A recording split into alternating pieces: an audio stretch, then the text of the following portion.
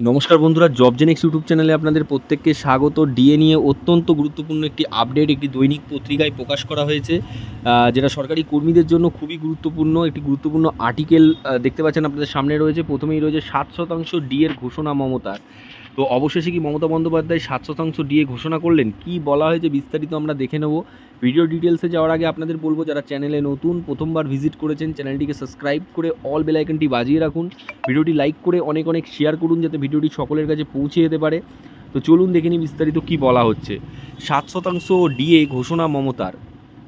দীর্ঘদিনের দাবি ছিল ডিএ কেন্দ্রীয় হারে দিয়ে, তারই মধ্যে লড়াই চলছে। প্রথমে হাইকোর্টের সিঙ্গেল বেঞ্চ, ডিভিশন বেঞ্চ, সর্বশেষে পৌঁছেছে সুপ্রিম কোর্টে। বারংবার ডিএ মামলা উঠলেও তার কোনো স্বস্তি হয়নি। অন্যদিকে সংগ্রামী যৌথ মঞ্চের তরফ থেকে যে আন্দোলন, সে আন্দোলন চালিয়ে যাচ্ছেন তারা। তাদের লড়াই ভয় পেয়ে বছরে দুবার ডিএ ঘোষণা করেছেন মুখ্যমন্ত্রী। মাননীয় মুখ্যমন্ত্রী সেই ঘোষণার পরেও রাজ্য সরকারি কর্মীরা খুশি নন। এরই মধ্যে শোনা যাচ্ছে মুখ্যমন্ত্রী তড়িঘড়ি অর্থমন্ত্রীর সঙ্গে বৈঠক সেরেছেন নবান্নে, এবং এক বিপুল পরিমাণ অর্থ কেন্দ্রের তরফ থেকে মুখ্যমন্ত্রী ও রাজ্য সরকার পেয়েছে।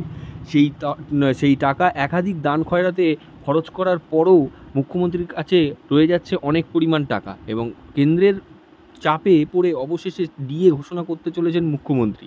এক্ষেত্রে শোনা যাচ্ছে 7% ডিএ ঘোষণা হবে পুজোর আগেই। 7% ডিএ ঘোষণা করবে মুখ্যমন্ত্রী সম্ভবত সেপ্টেম্বর মাসের শেষের দিকে। মুখ্যমন্ত্রীর এই ঘোষণায় তাও খুশি নন রাজ্য সরকারি কর্মীরা। তাদের দাবি কেন্দ্রীয় হারে ডিএ দিতে হবে। ইতিমধ্যে বছরে দুবার ডিএ ঘোষণা করেছেন, তার মধ্যে পুজোর আগে আবারও 7% ডিএ ঘোষণা। অনেকেই মনে করছেন রাজ্য আন্দোলনের চাপে পড়ে এই রকম ঘোষণা করছেন মুখ্যমন্ত্রী। তো দেখতে পেলেন খুবই গুরুত্বপূর্ণ আপডেট।